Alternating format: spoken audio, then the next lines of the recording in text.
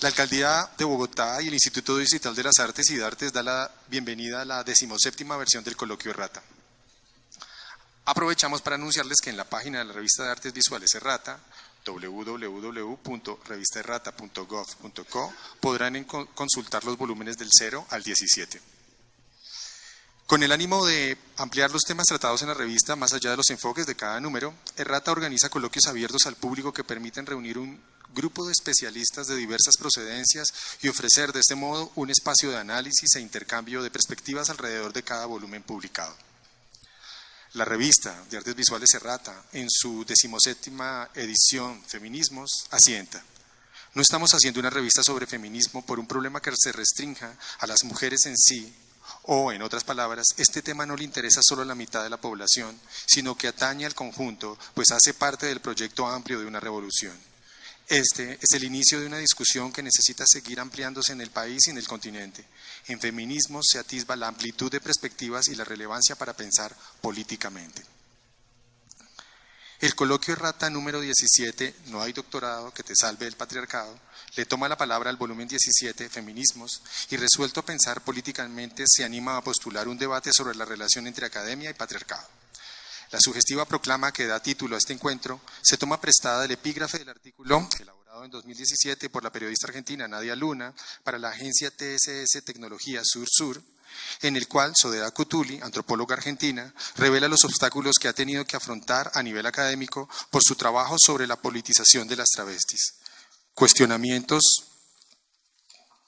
por parte de docentes y pares e incluso señalamientos en torno a su identidad de género. Se trata de una imagen muy precisa de la forma en la cual suele funcionar la academia. Las maniobras de exclusión de género en algunas ocasiones resultan ininteligibles por su sutileza o por su abrumadora obscenidad. La teoría y la práctica feminista permiten convertir esas violencias cotidianas e indecibles en vectores concretos y por ello susceptibles de ser interceptados y desmontados. Brinda herramientas para verse y actuar. La cotidianidad de la academia, los horarios, la naturaleza de los eventos, los concursos docentes, las posibilidades de ascenso, la estructura de las facultades y programas, las aulas, los pasillos, está poblada de microviolencias de género invisibles pero certeras, naturalizadas a tal punto que de hecho en ocasiones no se trata de casos aislados, sino de un régimen que brinda cierta funcionalidad al aparato. Recientemente en Colombia, así como en Latinoamérica y en el mundo, se han multiplicado las movilizaciones que demandan una universidad sin sexismo. En tal coyuntura política se instala este coloquio, la visibilización de desigualdades de género que reproduce la academia, así como la formulación de tácticas para su intervención. El coloquio se va a desarrollar de la siguiente manera. Las intervenciones de los invitados se van a extender máximo por 20 minutos para luego cerrar con la mesa de debate y con las preguntas del público. Le pedimos al público asistente que escriba sus preguntas en los formatos que les fueron entregados en el momento de verificación de la inscripción. ¿Sí? ¿Todos tienen sus formatos? Ok, entonces pueden ir escribiendo sus preguntas. Nos acompaña el día de hoy Mónica Erazo, Ana Karina Moreno, Ana María Villate y Victoria García, vocera del colectivo argentino Trabajadoras de Ciencia de Universidad. El debate estará moderado por Diana Ojeda.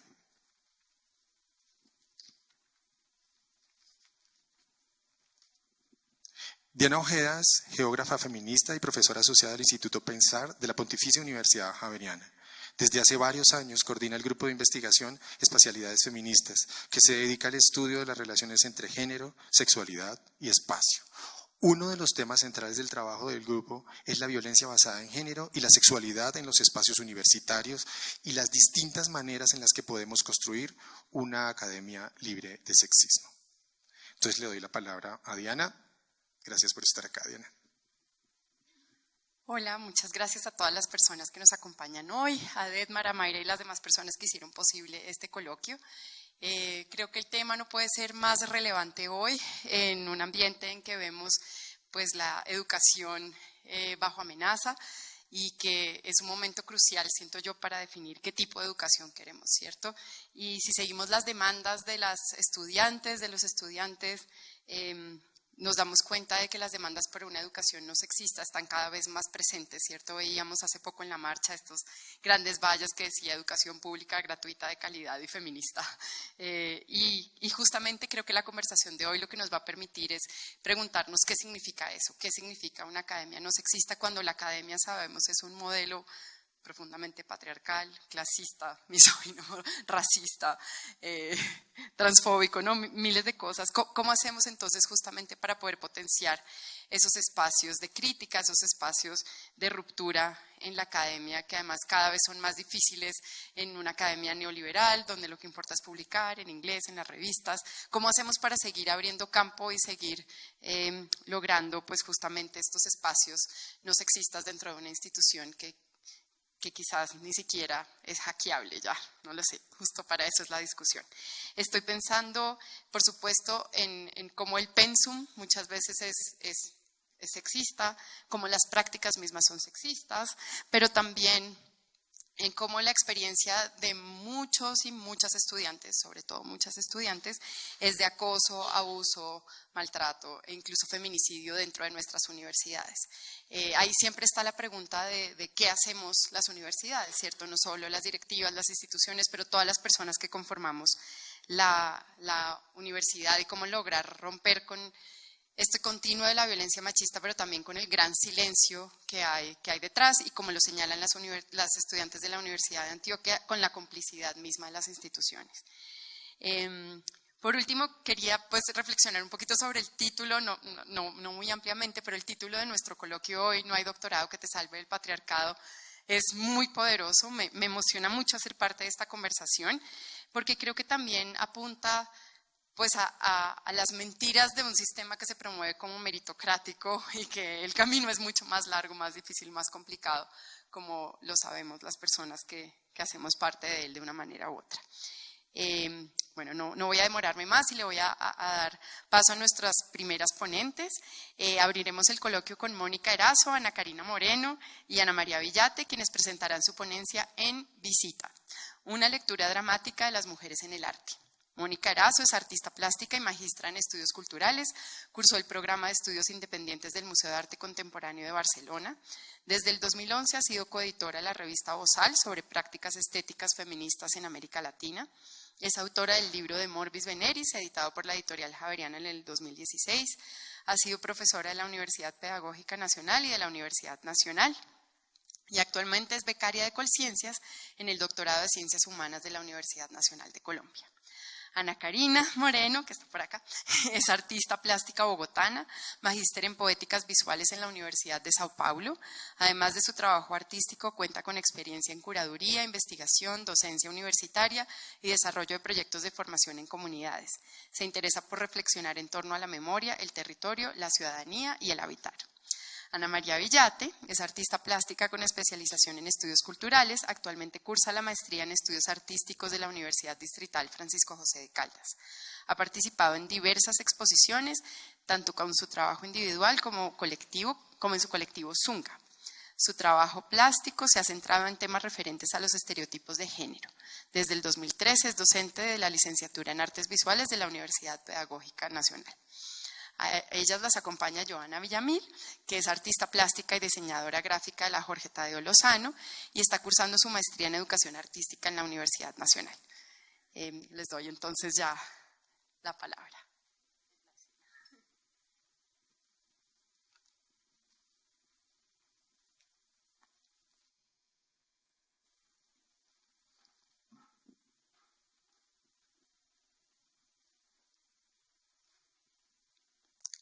Aló.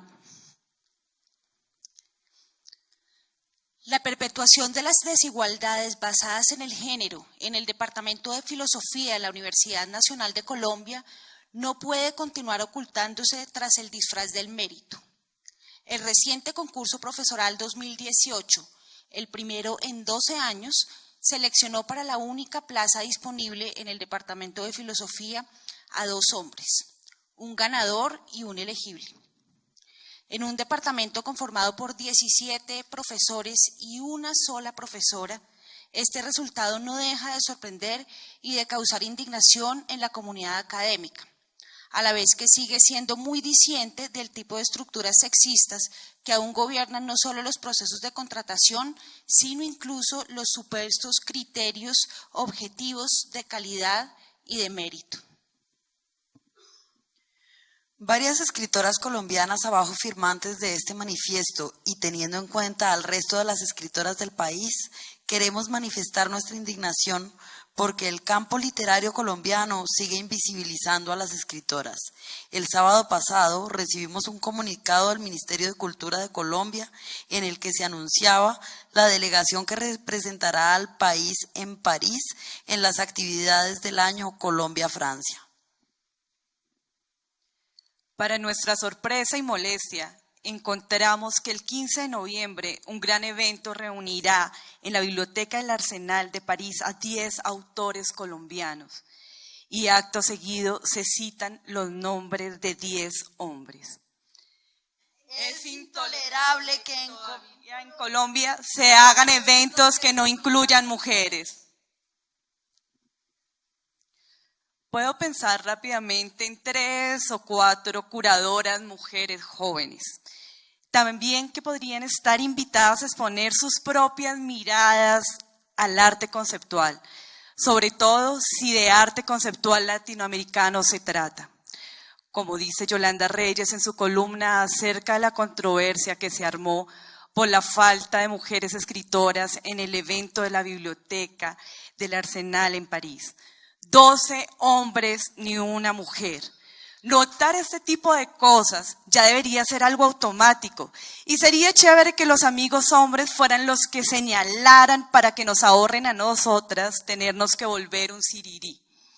Juan Pablo, David Escobar Parra, Juan Peláez, aunque la decisión no dependa de ustedes, sí podrían exigir tranquilamente que en el evento se incluya al menos una mujer. Para la próxima al menos. Pero en ciudades grandes y medianas, la mujer ocupa la dirección de museos y secretarías de cultura, ya sea porque tiene una formación para ello o porque el tema de la cultura se lo han dejado los políticos a las mujeres casi por tradición. Son ellas las que entienden el arte, las que representan una función filantrópica, las que encarnan el papel de cacicas. Si se autoexcluyen de participar en estos debates de esfera pública, será porque quieren guardar un bajo perfil o simplemente escuchan desde la distancia que les confiere el papel que representan. A ver, hay más mujeres gestoras porque los gestores culturales no tienen la posición que pueda tener un curador o un director de museo. Al tener contratos eventuales y permanecer en la sombra, las gestoras suelen ser mujeres. Lo han dicho frente a mí varias veces, que el arte de las mujeres vale menos, porque en cualquier momento les da por casarse o tener hijos. Y la inversión que los galeristas y curadores hacen se va a la basura. Que las mujeres por un lado se enferman mucho y por otro andan muy ocupados con la familia, cargándose responsabilidades y no se enfocan en su carrera. Una amiga me contó que con su expareja lograron armar un festival de arte que lleva más de una década. Como el man siempre fue el que figuró como el director, ahora que se separaron, él se quedó con el proyecto sin mediar con ella y sin darle ningún crédito.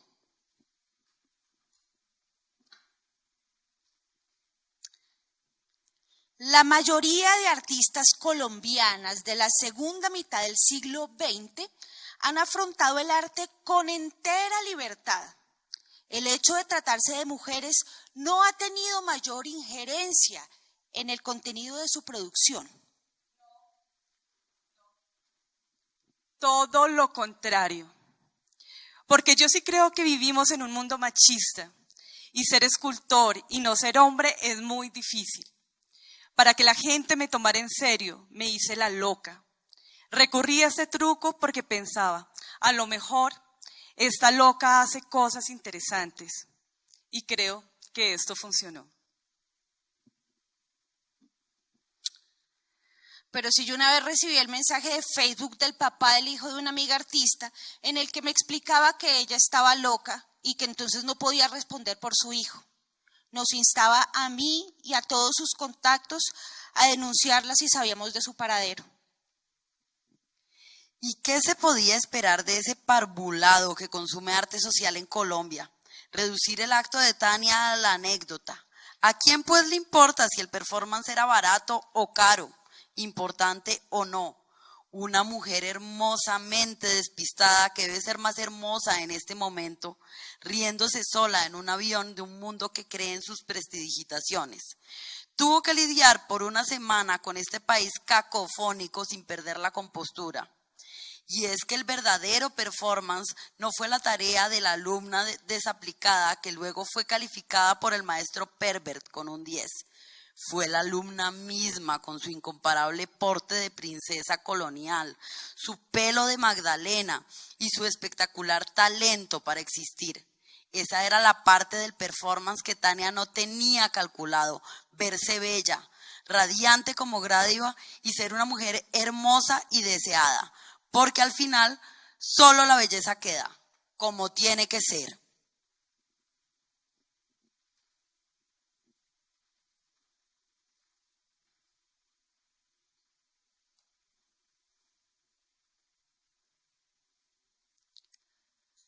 Yo tenía 25 años y este profesor 50. En un punto llegó hasta mi casa y me llamaba para decirme que estaba ansioso por verme. Juanita. Yo estaba paralizada. Sentía que todo pasaba en cámara lenta. Me miraba horrible y me tocaba. Mi noción del tiempo se perdió totalmente, hasta que en un punto reaccioné. Lo miré a los ojos y le dije durísimo: no más. Él no me dijo nada. Fue a la puerta, la abrió y yo salí corriendo del salón de secado. Me subí la blusa. Estaba temblando. No sabía qué acababa de pasar. Cogí mis cosas rápido. Las fotos se mancharon. Cuando me volteé ya con mi maleta, Sebastián estaba ahí y me volvió a manosear las piernas como un loco en el cuarto de secado. Le quité las manos y le dije: no más. Un profesor hace insinuaciones y acoso sexual. Pide a las estudiantes se vayan en su carro con motivos de carácter artístico o monitoría para recoger elementos o herramientas de arte y las manosea. De igual forma, fui víctima de sus insinuaciones para acostarme con él a cambio de exposiciones y de viajes. Fue expulsado de la Universidad Javeriana por el mismo motivo. ¡Oh, bella escultora! ¿A qué conquista del arte de Fidias pretendes llegar? ¿A qué alcanzar, niña, diploma de artista, si tienes el arte de hacerte adorar? ¿Será que entre vagos ensueños mecidas ignoras que todo es decepción y quieres del barro que forma la vida tallar la esperanza, tallar la ilusión? ¿Será que tu alma, Virginia Blancura, que ignora que existen tristeza y dolor, ya sienten que quiere tallar su escultura aquel gran artista que llaman amor? Sé solo que nunca soñó Praxíteles, discípula verte del arte inmortal, y hubiera dejado martillo y cinceles al verte escultora tan bella y real. Revélame, artista, tu genio. Procura con tu inmaculado cincel ilusión tallar mi recuerdo como una escultura sobre el rico mármol de mi corazón.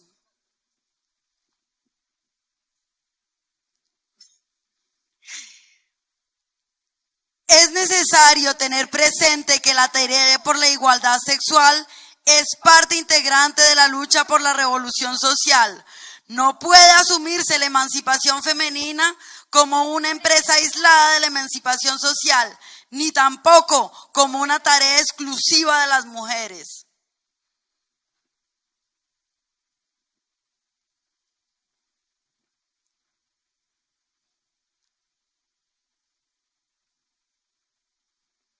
Yo, si voy a seguir diciendo lo que considero lógico, sensato y normal aquí en mi muro. Si a alguien le molesta mi normalidad, pues de malas. Me pueden eliminar perfectamente. No tengo problema con eso. Pero yo si no me voy a dejar amilanar por los extremistas, feministas, progresistas y todas las bobadas que quieran.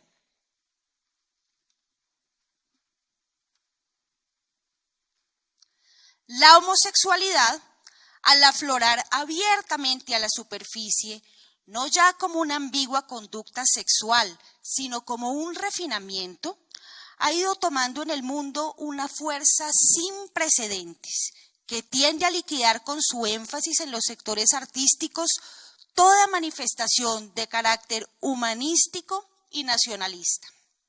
La pintura y la escultura, llamadas de vanguardia, están donde están solo por su rotunda desviación sexual de quienes intervienen en su creación, proselitismo y mercado. Para ser más claros, por la influencia de la femineidad, de la mujer y del homosexual en los ambientes culturales.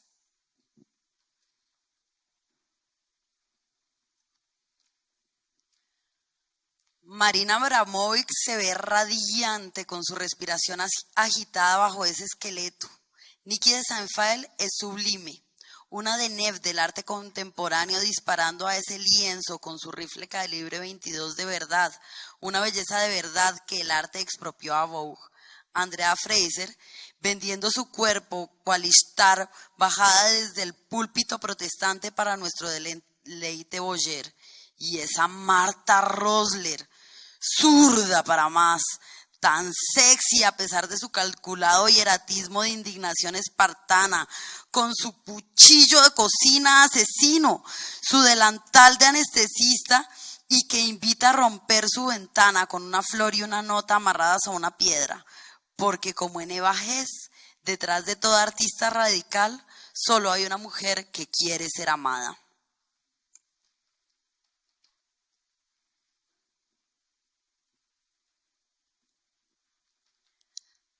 Aún no entienden que las mujeres no venimos al trabajo a que nos digan cómo nos queda de bien la falda o lo lindas que nos vemos.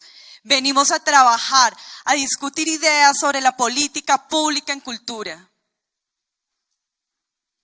Sí, es innegable que las mujeres pueden elevarse en el campo de la pintura, como en el de las letras, al mismo rango que los hombres, pero con una condición: que sus obras adquieran ese carácter de objetividad, de grandeza, de desprendimiento y de vigor que caracteriza los trabajos de los grandes artistas de todos los tiempos. Las artistas plásticas pueden destacarse al precio de desprenderse todo lo mezquino, todo lo anecdótico y demasiado íntimo e individual, que parece a la mayoría de la gente, y con frecuencia a las mujeres, la esencia de la femineidad.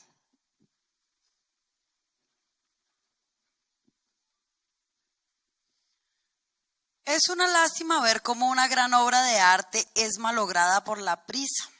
La carta que vemos arriba sin duda es una bella pieza casi perfecta de ficción, una bonita manera de completar la obra y nos abre la puerta de este debate. Pero siento que se apresuraron, o mejor dicho, que se apresuró, porque Lorena no existe. A Lorena no le crean nada. Lorena es un invento de Víctor el curador, el cuentacuentos, el que escribe textos para exposiciones y prólogos para catálogos, el que ahora se cuela en la exposición, él que no es un nuevo nombre, pero que igual, como ha expuesto poco, bien podría hacerlo.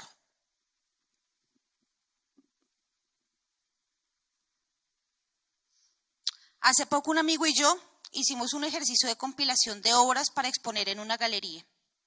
El galerista básicamente me ignoraba y solo se dirigía a mi compañero.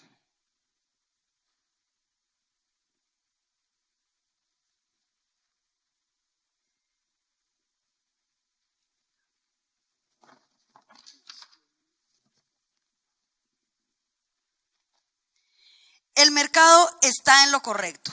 Las mujeres simplemente no pasan la prueba. Las mujeres no pintan muy bien. Es un hecho. Hay excepciones, por supuesto.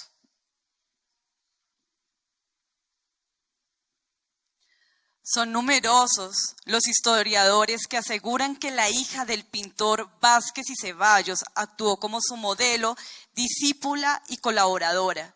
Pero a pesar de la osadía que representaron algunas de esas actividades en la mojigata sociedad colonial, solo en 1963 se volvió a conocer su nombre, Feliciana. Su historia ejemplifica los prejuicios que prevalecieron en el país acerca del arte femenino hasta mediados del siglo XX, puesto que si bien no existe con total certeza sobre las obras de su autoría, porque los trabajos no se firmaban, los historiadores le han adjudicado con frecuencia aquellas pinturas del taller de su padre que no son sobresalientes. En muchos espacios laborales la voz masculina se impone bajo la forma de pretender concluir a su manera, pasando por alto lo argumentado o por la vía de la caricaturización, la infantilización y el ejercicio mismo de la toma de decisiones unilaterales y verticales. Lo primero, no en cuanto solo a notoriedad, sino en cuanto a concepto principal, es el hecho de que esta obra juvenil no está marcada por el sello femenino. Es un arte sin género, determinado como son los buenos productos de la inteligencia. Ni sensiblería femenina, ni rigor ni adustez varoniles, ni fáciles esguinces decorativos de dudosas calidades, ni el disfraz que pretende engañar con muecas prestadas.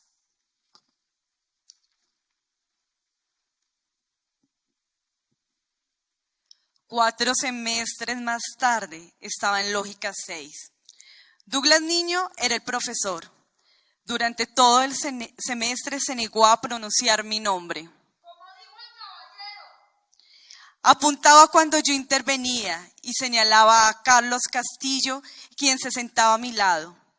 Esa actitud se complementaba con ausencia de contacto visual y gestos de desprecio en el salón de clase.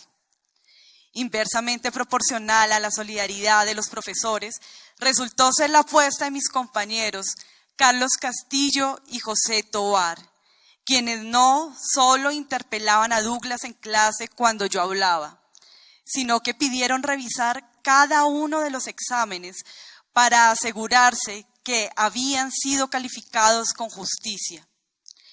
Para Carlos y José fue evidente lo que para los ilustres profesores del departamento no. Lo que no se nombra no existe. En seminario de métodos interdisciplinarios, el profesor Yuri Jack Gómez, que con frecuencia menospreciaba mis participaciones en clase, me dijo bruta. No utilizó las 5 letras, utilizó la expresión a lo erazo para referirse a una elaboración conceptual mal realizada y corregir a un compañero. Yo solo le dije al tipo, cuidado, le exijo respeto. Edito mi publicación promocional inicial para hacer eco de la preocupación expresada por muchos y a la ausencia de las miradas de las mujeres en este conversatorio. Fue una falla mía no reconocerlo y expresarlo antes. Por eso David y yo pedimos al Mambo, Museo de Arte Moderno de Bogotá, que replantee el conversatorio. La lista de nombres de mujeres quienes deberían estar en ese panel es más que contundente. Solo así será justo participar. Hay mayor presencia de hombres que de mujeres. Decidí invertir esta proporción y por esto en esta versión habrá una presencia de 70% mujeres. Mi interés es darles una voz dominante. En todo lo tengo, todo me falta. Feminista y liberacionista violenta, porque creo que hay una diferencia política y social entre hombres y mujeres. Es que nosotras no podemos hacer lo que queremos con esa tranquilidad.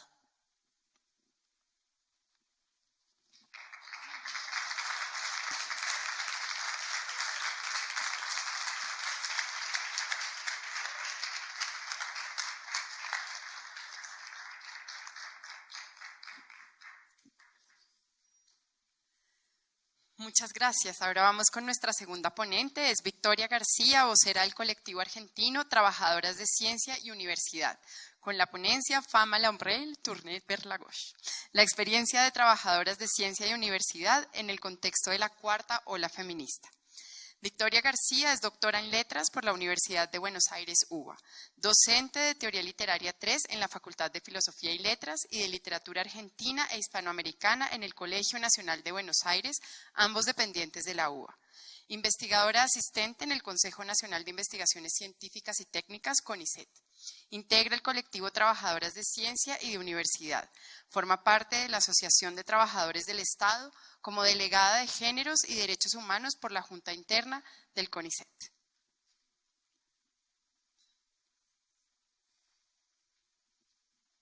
Voy a mover un poquito las sillas porque no me quiero sentar en el lugar del artista patriarcalista.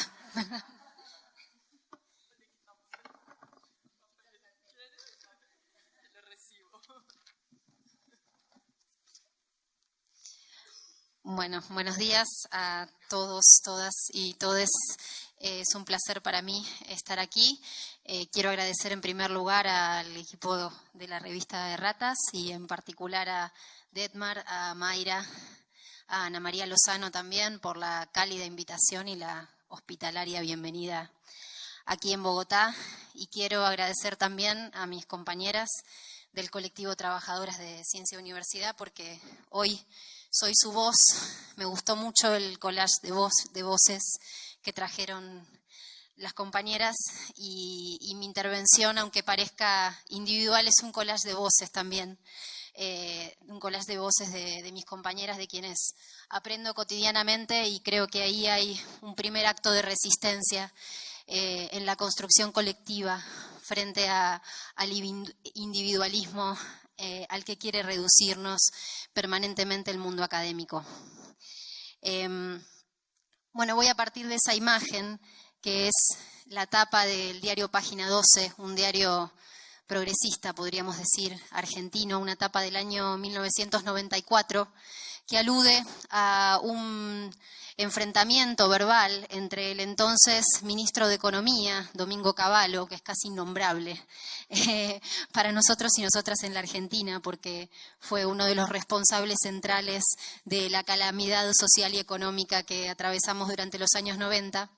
Pero este ministro además protagonizó este enfrentamiento con una socióloga que se llama Susana Torrado, especialista en temas de demografía, y que en el año 94 estaba demostrando con sus trabajos en demografía que los índices de desocupación que en ese momento alcanzaba el país eran mucho mayores que los que estaba publicando el gobierno oficialmente.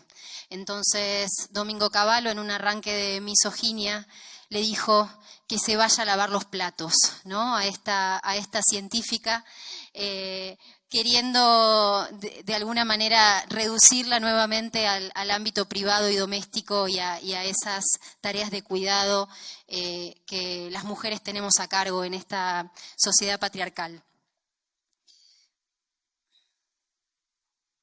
Esa segunda etapa, que dice otra vez a lavar los platos, es del mismo diario, es de muchos años después, es del año 2016, hace poco, y tiene que ver con un contexto similar al de los años 90, donde a partir de políticas de ajuste y de restricción presupuestaria, el CONICET estaba y está atravesando una situación muy difícil.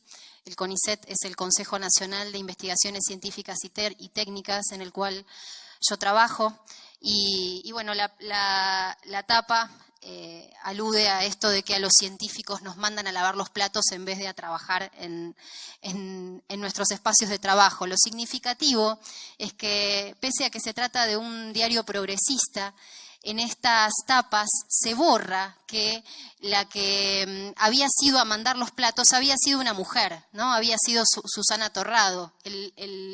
Los dichos del ministro de Economía habían tenido un sesgo de género. Y esto, incluso en un diario progresista, aparece borrado y aparece el estereotipo del científico varón, ¿no? Einstein lavando los platos. Quería partir de estas dos imágenes para pensar por un lado, los estereotipos patriarcales que están vigentes en el mundo académico y por otro lado, un contexto particular en el cual sitúo mi intervención y que tienen mucho que ver con la construcción del feminismo, porque las políticas que atacan derechos adquiridos, de restricción presupuestaria y de ajuste, tienen también un sesgo de género y se cargan sobre todo sobre las mujeres y sobre las disidencias sexuales. Me interesa contextualizar un poco la experiencia de lo que soy parte para que se entienda el sentido político de nuestra experiencia. Y esa experiencia, así como digo que mi voz es un collage de voces de mis compañeras, también es un collage de voces del feminismo en la Argentina y en América Latina y en el mundo. Está atravesado por toda esa construcción que es histórica, que lleva muchos años y que en el último tiempo en la Argentina y en muchos países de América Latina creció notablemente en términos cuantitativos y cualitativos. Quiero mostrar para eso 3 imágenes. Esta primera imagen es del primer paro de mujeres que se realizó en la Argentina el día 19 de octubre del año 2016. Fue un paro que se construyó a partir de la constatación de que las mujeres somos víctimas estructurales de la violencia femicida. En octubre se había llegado a la estadística de que había habido una mujer asesinada por día.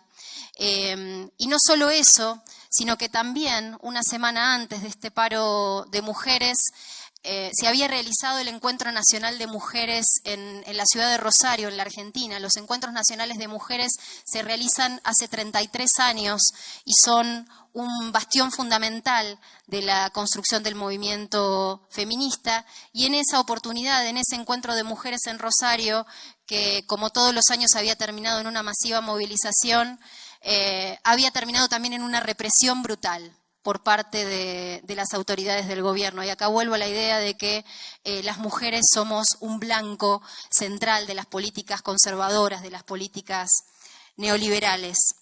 Y a partir de esa constatación se construye el paro con esta herramienta fundamental de la clase trabajadora que es el paro. Y ahí hay una consigna y una comprensión fundamental que estructura hoy al movimiento feminista en la Argentina y que da sentido a nuestra experiencia, que tiene que ver con la concepción de las trabajadoras, que se reconfigura y se resignifica. Porque en este momento el paro se realizó en una asamblea en la Confederación de Trabajadores y Trabajadoras de la Economía Popular. La Confederación de Trabajadores y Trabajadoras de la Economía Popular es un espacio gremial que nuclea a los trabajadores y trabajadoras más precarizados, más vulnerados y más excluidos del sistema: cartoneros, vendedores ambulantes, feriantes, trabajadores de programas sociales. Y se realizó una asamblea de Ni Una Menos, que es el movimiento que se construyó en la Argentina a partir del año 2015 para denunciar la violencia femicida en esa confederación. Entonces, en esa unión entre el movimiento feminista y los trabajadores y las trabajadoras de la economía popular, se empieza a construir esta idea de que trabajadoras somos todas.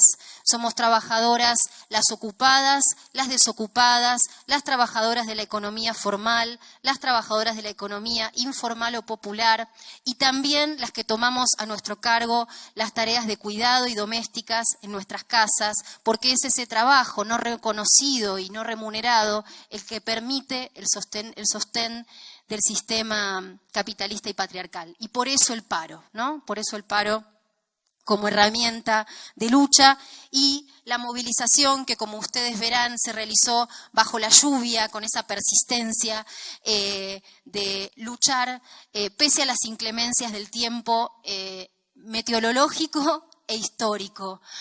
Por eso el título de mi ponencia aludía a esa pintura de Monet, donde está la mujer bajo la sombrilla o el paraguas, ¿no? Pero en esta imagen de las mujeres bajo sus paraguas está esta idea de tomar el espacio público pese a que justamente el espacio público es lo que nos quieren arrebatar históricamente en el sistema patriarcal, y ese arrebato se profundiza en contextos de políticas regresivas, políticas neoliberales. Esta segunda imagen, que es muy parecida, es de este año, del 8 de agosto, es la vigilia que produjimos en oportunidad del debate sobre el proyecto de ley de interrupción voluntaria del embarazo en el Senado. Una vigilia que duró muchas horas, desde la mañana hasta que se votó el proyecto de ley, desde la mañana del miércoles hasta la madrugada del jueves, y también estuvimos bajo la lluvia, y también expresamos ahí nuestra perseverancia de copar el espacio público. Traigo esta imagen porque de alguna manera en el proceso reciente del movimiento feminista en la Argentina está este trayecto entre denunciar de una manera muy masiva la violencia femicida a anudar esa violencia femicida, que es la expresión más brutal del patriarcado, a anudarla con el conjunto de violencias y opresiones que padecemos las mujeres, donde la violencia económica, el conjunto de las violencias sociales y los derechos sociales que todavía nos son negados son centrales. Y ahí la demanda por el aborto es central en nuestro país.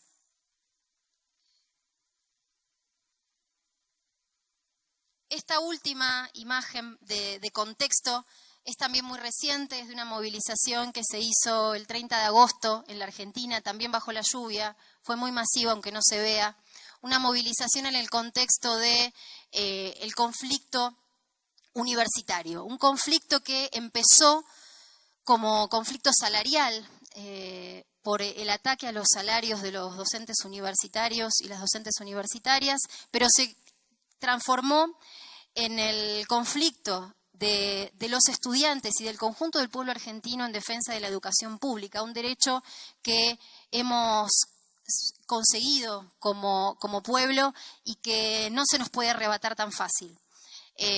Y traigo esta imagen porque en ese proceso de crecimiento del movimiento feminista hay también un atravesamiento con esa persistencia y esa obstinación luchadora del pueblo argentino que se expresa de una manera muy clara en esta foto, y con el derecho a la educación pública como derecho fundamental. Y a la universidad en particular, ¿no? Porque sin universidad pública y gratuita en la Argentina no existiría la clase media. Es algo muy fundamental en nuestro país.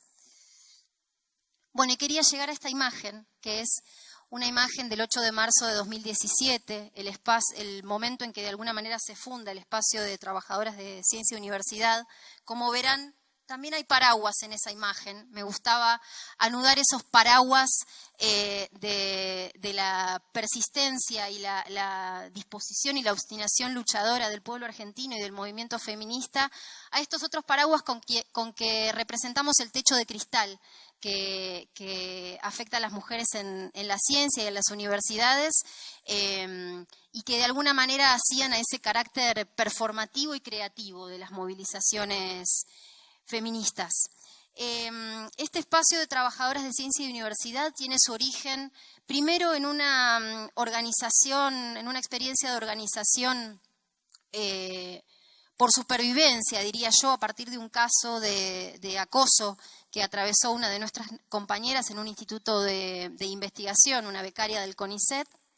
Y por otro lado, una oportunidad de este 8 de marzo, Día de las Mujeres Trabajadoras, que condensaba justamente en esa figura de la mujer trabajadora y de la trabajadora en general, un conjunto de demandas del movimiento feminista. Una de las primeras campañas que desarrollamos de cara a este 8 de marzo fue la campaña "A las científicas nos andan diciendo". Me voy a olvidar de decir algo, quiero volver primero. la idea de trabajadoras de ciencia y universidad, por un lado recupera esta idea de que trabajadoras somos todas, que les comentaba antes, que se fue construyendo en el movimiento feminista argentino en los últimos años, pero también tiene implicancias en nuestro sector y en nuestros espacios de trabajo. Porque por un lado tensiona un poco esta idea de comunidad científica, ¿no?, que resulta un poco abstracta y también un poco ingenua, en el sentido de que esa comunidad científica o esa comunidad académica está atravesada por relaciones de poder, ¿no? Y son esas relaciones de poder las que muchas veces habilitan situaciones de patriarcalismo, situaciones de violencia de género. Por eso es que nosotras nos reivindicamos como trabajadoras. Y hay una segunda implicación de esa figura y de esa concepción que tiene que ver con una articulación con los sindicatos, una articulación entre el movimiento feminista y el movimiento sindical que en los días 8 de marzo se realiza de una manera muy concreta y muy masiva, y que resulta de alguna manera ineludible en nuestro contexto, en el contexto argentino. Como quizás sepan, Argentina tiene una de las tasas de sindicalización más altas de América Latina, y el sindicalismo es un espacio fundamental de disputa del movimiento feminista, con todas las complejidades que eso involucra. Bueno, acá una imagen de ese techo de cristal, que de alguna manera la idea es que lo rompemos en forma colectiva, ¿no? O sea, bajo el paraguas del feminismo, ese paraguas complejo y a la vez fuerte que es el feminismo. Les decía que una de las primeras campañas que desarrollamos se llamó A las científicas nos andan diciendo, donde recogimos a partir de experiencias propias y de colegas y compañeras esos micromachismos o microviolencias de género que padecemos cotidianamente en nuestros espacios científicos y universitarios. Por ejemplo, esta, ¿no? Bueno, no voy a leerlas, ustedes las pueden leer por ustedes mismos, pero sí comentar un poco estas expresiones de misoginia, ¿no?, de subestimación hacia las mujeres, o estereotipos de género vinculados a esto de que las mujeres supuestamente no paramos de hablar, pero además no solo no pararíamos de hablar, sino que no diríamos nada interesante en eso que decimos. O la reducción de las mujeres que trabajamos en la ciencia y en la universidad a tareas asistenciales, ¿no?, al rol de la secretaria. O esta mirada un poco acosadora, ¿no?, estos comentarios sobre, por ejemplo, sobre nuestra vestimenta o sobre nuestro aspecto físico, que nosotras como mujeres tenemos que padecer. O esta otra cosa, ¿no?, que alude a las dificultades de compatibilizar la vida profesional con la vida privada y familiar en un contexto en que es sobre las mujeres que recaen sobre todo las tareas de cuidado y las tareas domésticas. Este espacio de trabajadoras de ciencia y universidad nace sobre todo como un espacio de encuentro y en ese sentido recupera la experiencia de los encuentros nacionales de mujeres, que es una experiencia democrática en la Argentina, surge justamente en el contexto de la recuperación de la democracia después de la dictadura de los años 70. Y encuentro porque entendemos que es en estos espacios de complicidad femenina y feminista donde estas prácticas micromachistas y microviolentas se ponen de manifiesto, y es allí donde podemos reconocerlas, identificarlas y empezar a desnaturalizarlas. De hecho, una de las cosas que pasaba cuando nos empezamos a juntar es que no resultaba sencillo que nuestras propias compañeras reconocieran algunas prácticas como violencia de género, ¿no? Hacía falta que en la palabra de otra surgiera esa denuncia, esa desnaturalización, para que entonces otra pudiera decir, ah, bueno, sí, a mí también me pasó, ah, bueno, sí, esto es parte no de hechos aislados, como decía Detmar al comienzo, sino parte de toda una estructura patriarcal y violenta. Por eso la idea del encuentro, y por eso también tuvimos discusiones sobre si incorporar a compañeros varones al espacio, Es una discusión que se nos presenta continuamente en distintos espacios de la militancia feminista en la Argentina y que no está cerrada porque bueno, es un proceso dinámico, pero en ese momento decidimos que nos íbamos a dar encuentros propiamente femeninos para hacer posible la emergencia de estas situaciones. Y este encuentro es entre nosotras, nosotras que somos trabajadoras del CONICET y de la UBA, que son respectivamente el organismo científico y la universidad más grandes de la Argentina, pero también con trabajadoras de otros organismos, ahí en y de otros espacios de organización. Esa imagen que es muy linda es de una asamblea de trabajadoras de ciencia y tecnología que se realizó en el Instituto de Tecnología Industrial, que es otro de los organismos científicos de nuestro país, este verano, en el contexto de unos despidos masivos que se implementaron en el INTI, aproximadamente 300 despidos, y ese conflicto dio lugar también a un espacio de encuentro entre mujeres trabajadoras de ciencia y tecnología, y que nos permitió identificar otras problemáticas, ¿no? Por ejemplo, en el CONICET y en la UBA, la población de docentes y de investigadores e investigadoras está feminizada. Esto quiere decir que somos mayormente mujeres, y eso se debe, en buena medida, como voy a decir después, a que los salarios son inferiores que en el sistema privado, ¿no? Donde muchos varones se insertan. En estos organismos vinculados a la tecnología, la realidad es inversa y son organismos muy masculinizados, muy mayoritariamente masculinos, y donde las construcciones feministas también tienen otros desafíos. El INTI, pero también la CONEA, la Comisión Nacional de Energía Atómica.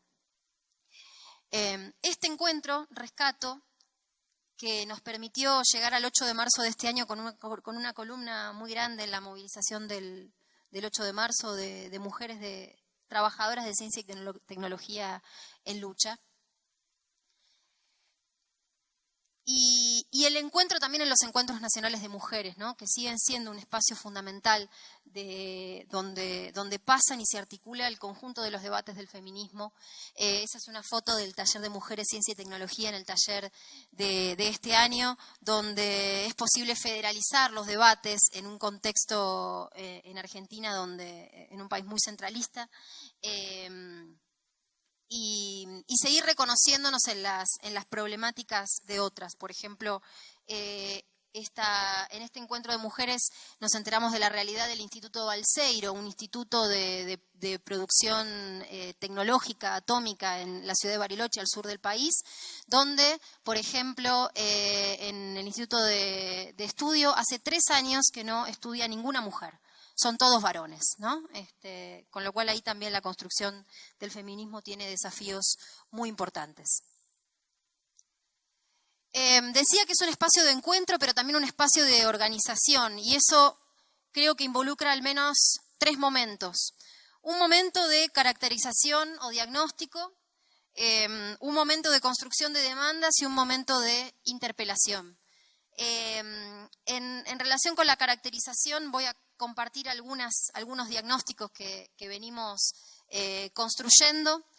Por ejemplo, que tiene que ver con las desigualdades de género en el CONICET. Como decía, es un organismo muy feminizado, pero la realidad es que las mujeres accedemos de una manera muy desigual a los puestos jerárquicos de investigación. Entonces somos mayoría entre las becarias y también entre las investigadoras de los escalafones más bajos, pero somos una minoría muy reducida en los escalafones más altos, el escalafón de investigadores superior, donde las mujeres somos solo el 25%. Esta realidad se reproduce también en los puestos de responsabilidad institucional y política. Esa es la foto de los responsables políticos de la política científica en nuestro país, de lo que era el Ministerio de Ciencia, y ahora no lo es más porque lo dejerarquizaron a Secretaría, pero son todos varones. La implicación de esto básicamente es que las mujeres estamos sobre representadas en los puestos más precarizados, es decir, con menos derechos laborales y también con salarios más bajos, tanto en investigación como en tareas administrativas, y muy subrepresentadas en los escalafones superiores. Bueno, la realidad de las universidades nacionales es muy parecida. Si bien somos mayoría las mujeres, estamos muy subrepresentadas en los puestos de titulares y adjuntos, que son los responsables, digamos, de las cátedras en las universidades. Por otro lado, hay desigualdades en lo que hace a las disciplinas científicas, ¿no? Disciplinas científicas muy feminizadas, como son, por ejemplo, las ciencias de la salud, muy asociadas al cuidado, ¿no? A ese estereotipo también femenino, y las mujeres muy representadas en áreas como las ciencias agrarias, pero también la tecnología, ¿no? Esto en relación con lo que decía antes del INTI y la CONEA. Y esto tiene su correlato también en la elección de carreras por parte de mujeres y varones, ¿no? Las mujeres tendemos a elegir carreras universitarias también asociadas al cuidado, como son, por ejemplo, la enfermería, bueno, la medicina, las ciencias de la educación, el trabajo social, ¿sí? Mientras que los varones están más asociados a esas profesiones duras o a las ciencias duras, ¿no? Que también habría que erradicar ese nombre porque es muy patriarcalista la idea de ciencias duras y ciencias blandas. Bueno, y acá esta estadística muestra un poco la enorme mayoría de varones en empresas, dedicados a la investigación en empresas, ¿no? Así como las mujeres somos gran mayoría en los organismos públicos donde los salarios son más bajos, los varones se insertan mayormente en el sistema privado. Bueno, y el otro aspecto de esta caracterización tiene que ver con la constatación de que efectivamente somos las mujeres las que padecemos de manera sistemática prácticas violentas que nos expulsan de nuestros lugares de trabajo, ¿no? El cuestionamiento de competencias académicas ligadas a la vida personal, los piropos o galanterías con connotación sexual, propuestas sexuales no deseadas, contactos físicos indeseados.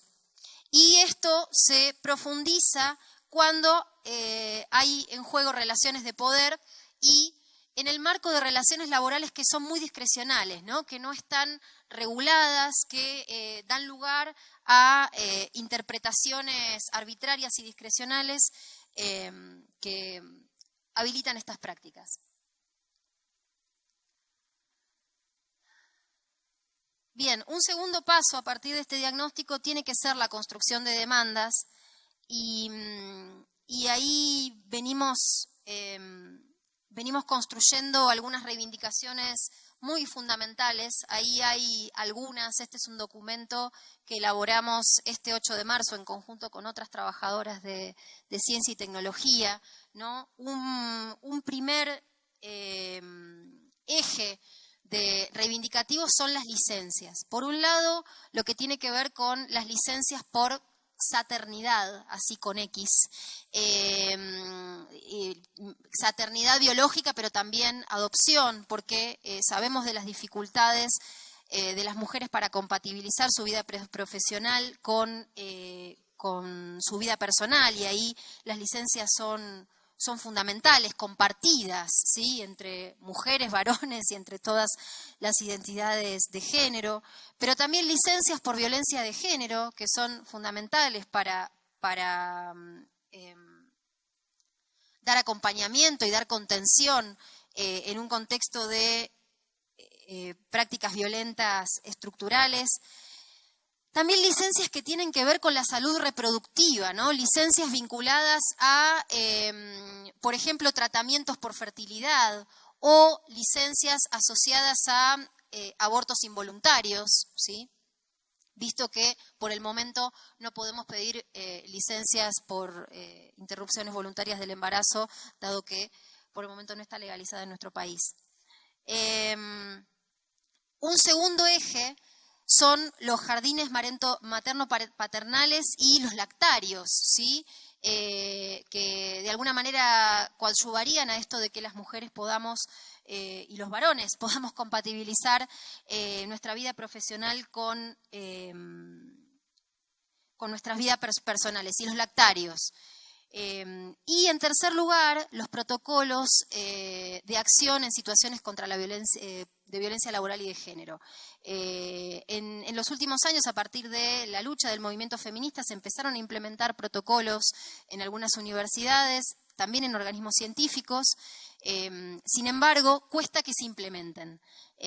Ahora voy a profundizar un poquito en eso. Decía que un tercer momento es el de interpelación, y ahí la participación en los sindicatos es central, porque son las instancias que tenemos de diálogo y de conflicto con las autoridades, además de las instancias institucionales, pero por ejemplo en el CONICET prácticamente es nula la participación de las y los trabajadores en las instancias institucionales, porque el órgano de gobierno del organismo es un directorio que está cerrado a la participación. Bueno, esa foto es de las cúpulas sindicales en la Argentina. Como verán, son estructuras muy patriarcales, y pese a que existe la ley de cupo femenino en los sindicatos, pero bueno, seguimos dando esa pelea para que las mujeres no solo tengamos participación en los sindicatos, sino también participación en lugares de responsabilidad política, ¿no? Porque muchas veces pasa que las mujeres quedamos reducidas a hablar sobre políticas de género, y los varones son los que tienen a cargo la generación de la política. Y nosotras consideramos que las mujeres, que el feminismo es, en tanto concepción integral, no se reduce a, por ejemplo, pedir licencias por maternidad y paternidad, sino que tiene que ver con luchar contra toda forma de opresión. Y ahí nuestros lugares en roles de responsabilidad política son centrales. Ahí esa foto es del 8 de marzo del año pasado y es una especie de ironía dirigida a las cúpulas sindicales de la Confederación General del Trabajo en nuestro país, porque somos las mujeres las que estamos llevando adelante la vanguardia en las luchas contra el ajuste de nuestro país, y nosotras pusimos fecha de paro y la CGT para ese momento no había puesto fecha de paro. Desde hace más o menos un año, desde el espacio somos parte de la conducción de la Junta Interna de ATE CONICET Capital. ATE es el sindicato que nuclea a trabajadores y trabajadoras del Estado, y nosotras somos parte de la conducción de la Junta Interna de CONICET, y desde allí estamos llevando adelante algunas reivindicaciones. Por un lado, todo lo que tiene que ver con licencias, que estamos discutiendo con las autoridades del CONICET, en la línea que comentaba antes, la ampliación de las licencias por maternidad, pero también licencias por violencia de género y por salud reproductiva. Y por otro lado, lo que tiene que ver con los protocolos, porque lo que nos pasa cuando se trata de acompañar situaciones de violencia de género es que los protocolos no funcionan. En el caso del protocolo del CONICET, se supone que estaría a cargo de una comisión interdisciplinaria que recibe las denuncias y que las debería llevar adelante, pero hoy lo que hay de esa comisión interdisciplinaria es apenas una dirección de correo electrónico, de la cual nadie sabe a dónde va a parar ese correo electrónico, nadie sabe cuál es la composición de la comisión interdisciplinaria. La comisión interdisciplinaria no tiene representación gremial y las denuncias quedan en la nada, ¿no? Y muchas veces cuando las situaciones llegan al extremo, se termina actuando de manera como en forma de emergencia, y la solución es trasladar a la trabajadora en cuestión de su lugar de trabajo en vez de que la sanción recaiga sobre el violento.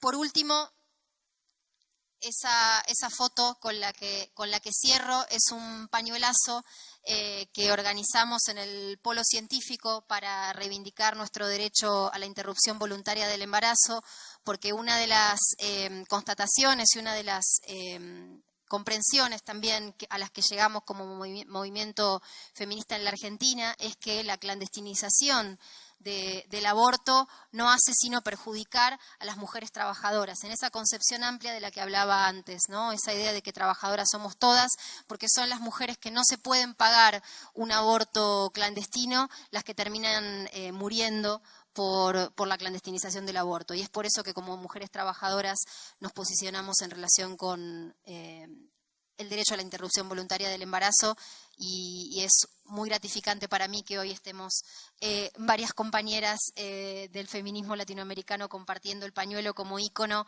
de la lucha por este derecho, pero también de la lucha del movimiento feminista en la Argentina. Eso es todo, así que abrimos a conversación. Listo. Vale, perfecto. Vamos a ir recogiendo las preguntas, pero voy a arrancar entonces con algunos puntos que amarran las dos fantásticas presentaciones. Muchas gracias. Creo que en ambas está poniéndose muy en cuestión este disfraz del mérito y mostrando que lo que cuenta como profesional, como exitoso, pues es un modelo que además es incompatible con el cuidado, es incompatible con el activismo, es incompatible con un montón de actividades que cada vez tienen menor espacio en este contexto neoliberal de la academia. Una de las cosas que mencionaron de alguna manera ambas presentaciones tiene que ver con estas dinámicas expulsivas de la academia, de la producción del conocimiento, del arte, y es que efectivamente la violencia machista, la violencia basada en género y sexualidad, lo que logra es una fuga de cerebros brutal, ¿cierto? Como que perdemos todos los años montones de científicas, montones de pensadoras, artistas, estudiantes, y lo digo en mi experiencia personal, los últimos 2 años han sido devastadores para mí, he perdido las mejores antropólogas y sociólogas que se han cruzado por mi camino por efectos de abuso o de acoso y en algunos casos de violación. Y creo que a eso deberíamos ponerle mucha más atención. Esta como efectividad que tiene la idea de locas, brujas y putas, que creo que sigue siendo la forma en la que somos insultadas en espacios académicos y en general en el espacio público, como muy bien señalaba Victoria. Y yo quería aquí apuntar como a esta muy corta vida que tenemos las académicas, las artistas, en general quienes hacemos parte de esas trabajadoras de ciencia y universidad, que creo que es muy acertado además pensarnos que esta lucha es contra todas las formas de opresión y que no solo involucra a profesoras de planta, sino que tiene que ver con todas las personas que hacen que la universidad funcione. Y me refiero a esa vida muy corta porque somos pedazo de carne y después rápidamente somos la loca del departamento. Entonces, entre eso, lo que alcanza uno a hacer, pues es una carrera contra el reloj brutal. Creo que también vale la pena mencionar, más a propósito de nuestra primera presentación, esa idea de separar los méritos y de separar al maestro, al artista, al gran académico, al gran pensador de su obra, ¿no? Como que su vida íntima, si acosa a estudiantes, eso no tiene nada que ver, es brillante, sigámoslo citando, y tiene todo que ver. Tiene todo que ver porque justamente estas dinámicas de violencia machista involucran apropiación de trabajo sin reconocimiento, como señalaban nuestras compañeras en su primera presentación. Tiene que ver con justamente esta precarización del trabajo para cuerpos feminizados en general, como señalaba Victoria muy directamente. Tiene que ver con la sobreexplotación, sobre todo de las mujeres y demás personas feminizadas en la academia, ¿cierto? Esto que se llama autoexclusión, que no es más que agotamiento, el trabajo pedagógico que es absolutamente agotador y que te lo cobran durísimo, ¿no? El trabajo pedagógico de no me calles, eso no se hace, yo no te voy a traer el café, el trabajo de todo el día, de todos los días. Y creo que esta sobreexplotación, estas 4 jornadas que hacemos las mujeres en estos espacios de producción de conocimiento, pues es algo sobre lo que deberíamos tener siempre el ojo. Yo quería hacerles preguntas, muchas preguntas, tengo montones de preguntas. Quizás una es, si ustedes han visto, quizás al igual que yo lo he visto, como una creciente paranoia, como que el hecho de que hemos alzado la voz, el hecho de que las estudiantes no están dispuestas a quedarse calladas, el hecho de que cada vez somos más personas que estamos dispuestas a decir te escucho, te creo, no me tienes que dar explicaciones, entiendo por lo que estás pasando. Si eso se ha vuelto como, se ha convertido en una paranoia, miedo, el daño al buen nombre, ¿no? Si ustedes lo han visto como en sus propios escenarios de acción y de producción de conocimiento. Porque creo que eso también nos hace preguntarnos por cuál es el camino, ¿no? Eso ya lo hablábamos ahorita que estábamos reunidas, hablamos de todos los frentes de lucha, ¿no? Sabemos que esto tiene que pasar por una ley contra acoso universitario, tiene que pasar por los protocolos, pero de nuevo los protocolos no sirven para nada, ¿cierto? Algunos no tienen dientes, solo uno en Colombia, el de la Nacional, considera la comunidad universitaria y no las 4 paredes universitarias, entonces si no te violan en el salón es espacio público y es tu problema. Y creo que justamente mi pregunta va hacia eso, ¿no? Como ¿qué escenario, cómo han visto ustedes estos escenarios de confrontación, cómo se están transformando en la actualidad? Entonces quería empezar por esa pregunta. Ay, sí, subamos, ¿cierto?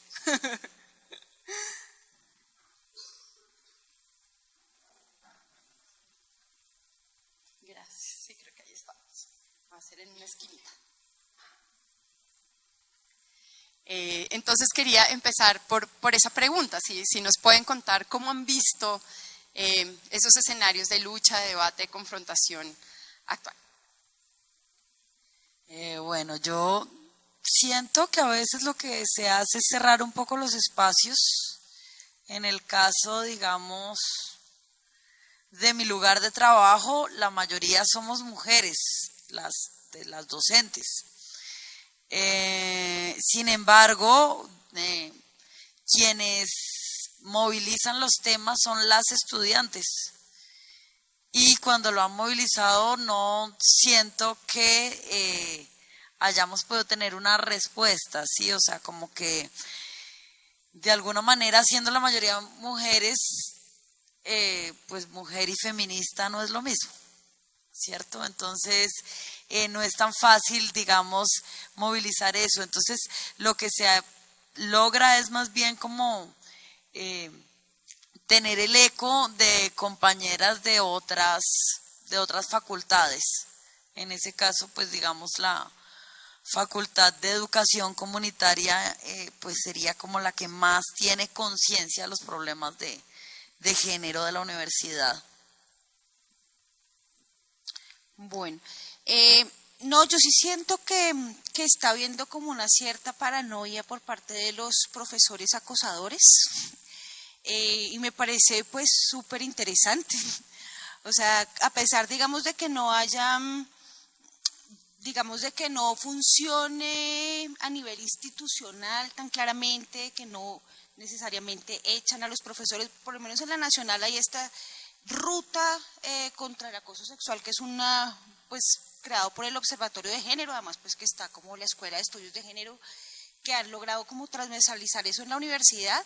Y sí, a pesar de que eso de todos modos no está perfectamente claro como cuál es el paso a seguir, no, aunque está el protocolo, mejor dicho, está perfectamente claro, pero no se hace.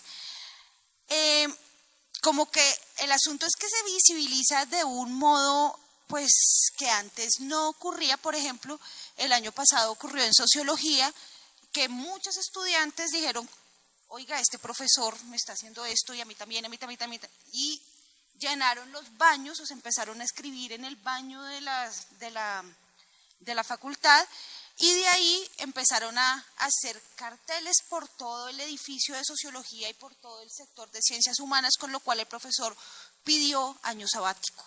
Entonces, digamos que aunque la institucionalidad no esté suficientemente fuerte, las estudiantes sí que lo están y están haciendo, o sea, sí, los cambios están viniendo realmente desde las estudiantes, y me parece que, así como yo decía un poco como con admiración con esto de las chicas de Argentina son feministas y tienen 10 años, yo creo que en Colombia está empezando a haber un nivel de concientización, pues que cuando yo estudiaba era absolutamente impensable. O sea, uno ni siquiera lo conversaba, o sea, y no había un espacio, digamos, de solidarización o de puesta en común, entonces, y los profesores pues saben que eso está pasando, con lo cual ellos además saben muy bien quiénes han sido acosadores y saben que la cosa puede saltar 20 años después, entonces pues están asustados, y yo me imagino que les tocará empezar a modificar pues sus comportamientos. Con respecto a la paranoia, sí, efectivamente creo que hay un poco de paranoia, creo que eso tiene un aspecto positivo, digamos, que tiene que ver con el efecto disuasivo de las denuncias por violencia de género y por acoso, que hace que algunos acosadores estén más atentos. Lo que pasa es que obviamente no es suficiente, porque desde el feminismo lo que queremos es que cuestionen sus privilegios y que dejen de reproducir prácticas violentas y de desigualdad, pero eso tiene que ver también con la insuficiencia de las herramientas institucionales para dar contención a todo este proceso.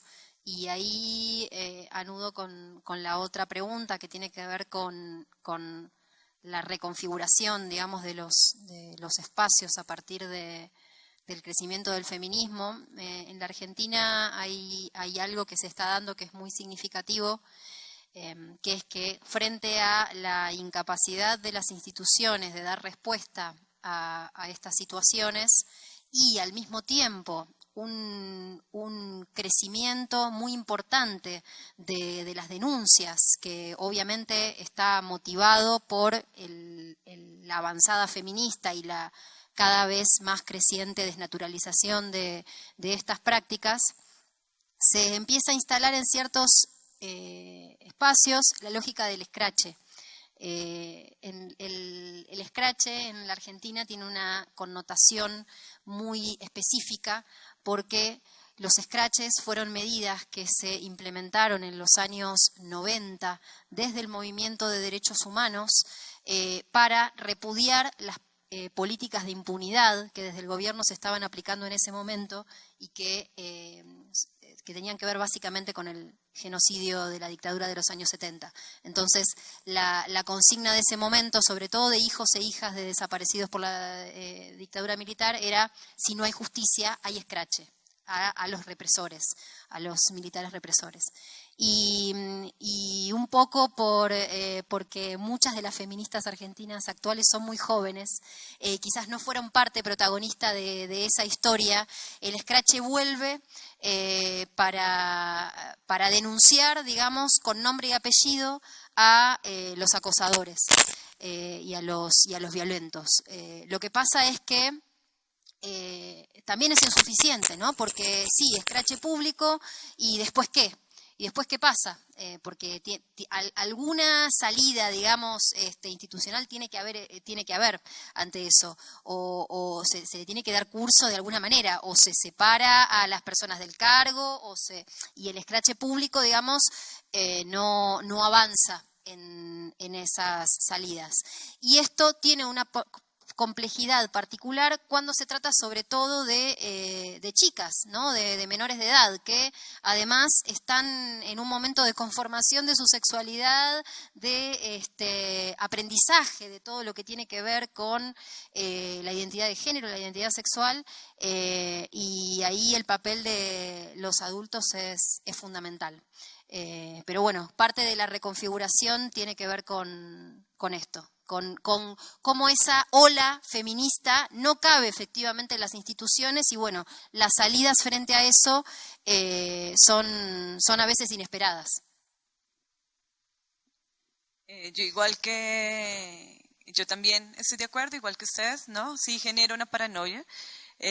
Pienso que es una paranoia que se para como en la victimización ahora del patriarcado, ¿no? O sea, pobrecitos, ¿no? Hay un señalamiento en demasía, ¿no?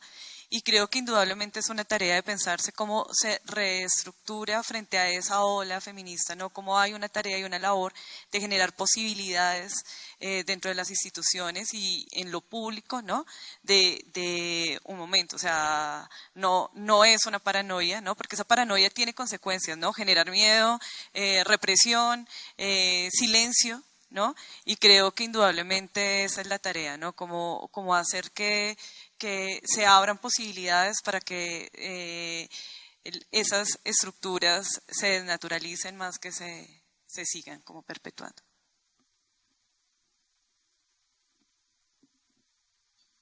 Gracias. Acá tengo varias preguntas de nuestro querido público. Voy a usar el privilegio de moderadora. Hay un comentario que es: gracias por esta lectura dramática tan pertinente, rigurosa y detonante. Ojalá hablaran más de música y danza. Creo que eso es algo que ustedes tienen muy presente, lo conocen también, pero que vale la pena hacernos esta reflexión. Hay una pregunta sobre cómo entonces pensarnos arte sin género. Y yo creo que pues mejor dicho, no puedes ser sin género, ¿cierto? El género es lo primero, está antes de que te paran, ya estás marcado por género. Entonces es más bien cómo nos repensamos lo riguroso, lo valioso, lo exitoso dentro del campo del arte. Les dije, iba a ser privilegio de moderadora. Acá hay un momento pedagógico espectacular. Entonces, un amigo, compañero seguramente, o algún miembro del público, quizás alguna mujer, nos hace un mansplaining, nos quiere explicar algo que nosotros no entendimos que estamos siendo utilizadas para diluir la lucha de clases contra el capitalismo. A ese amigo, quizás amiga, quiero decirle que entendemos perfectamente y que justamente el feminismo es una lucha en contra de todas las formas de opresión y que el hecho de acusarnos de dividir el movimiento es algo que no es la primera vez que nos ocurre y que justamente lo que queremos explicarles lo escribe otra de nuestras maravillosas asistentes el día de hoy. Entonces aquí va la respuesta a nuestro troleo mansplaining del día de hoy. Y es una probablemente mujer, dice: en Colombia tenemos pocos espacios para el trabajo en equipo y en general lo rechazamos, pues nuestra cultura, sobre todo debido al conflicto, yo diría la neoliberalización, hace que esto sea un terreno muy fructífero para el patriarcado. Entonces, este es, por ejemplo, un ejemplo de cómo podemos responder, y es efectivamente en el neoliberalismo, en una cultura que privilegia el individualismo, tal como señalaba Victoria, justamente lo que hay que hacer pues es unirnos y darle campo al trabajo cooperativo. Entonces, pues no hay acá ninguna división, ni dilación, ni intenciones de diluir la lucha de clase. Siguiendo entonces con nuestras preguntas, hay un grupo de preguntas que son muy interesantes, que tienen que ver con cómo hacer en una sociedad tan machista que las mujeres no sean machistas, ¿cierto? Porque nos preguntan, por ejemplo, una mujer que ostenta un cargo de poder no significa que sea feminista, ni siquiera es una aliada de la lucha feminista. Y acá, por ejemplo, nuestra vicepresidenta, y acá hay una pregunta generalizada que habla de cómo entonces podemos actuar frente a las agresiones micromachistas entre las mismas mujeres. Entonces voy a dar una rondita sobre mujeres y feminismo. Bueno, eso es lo que venimos estudiando hace rato y venimos intentando, digamos, tener esa respuesta, ¿sí? Yo pienso que es importante aliarnos, ¿sí? O sea, no hay otro camino. El único camino es poder hablar con la gente cerca para precisamente desnaturalizar las formas, digamos, en las que somos maltratadas cotidianamente, ¿sí? Que casi que son imperceptibles porque claro que hemos sido educadas así, de tal manera que se demora uno, 20 años educándose y el resto de su vida intentando deseducarse, ¿sí? Pues no sé, yo supongo que no, pues las que trabajamos un poco en la docencia intentamos hacer más temprano ese proceso de ayudar a las estudiantes a deseducarse y a los estudiantes también, porque no podemos trabajar solo entre chicas, porque si nos vamos empoderando nosotras y los hombres siguen en la misma posición, pues lo único que tenemos es choque, ¿no? Entonces, pues también hay un trabajo pedagógico muy importante para hacer ahí. Y por último, pues yo creo en la solidaridad entre mujeres, no sé si sororidad así como universal y demás, pero la solidaridad entre mujeres dada por lo más cotidiano, ¿no? Por las amigas, por las colegas, por quienes nos vemos, ¿sí? Y compartimos este lugar de opresión. Vale. Pues, a ver, y también tratando de pensar en el compañero que está preocupado por la lucha de clases.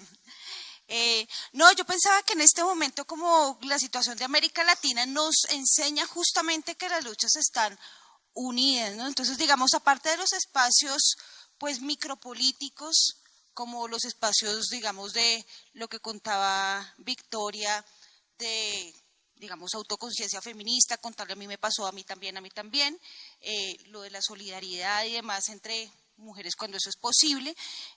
Claro, es que el machismo, digamos, está anclado también muy fuertemente en el sentido común, pues porque todos hemos crecido en una cultura pues patriarcal, ahí hemos sido educados, ahí hemos sido subjetivadas, claramente las mujeres pues también estamos socializadas ahí y pues reproducimos el machismo.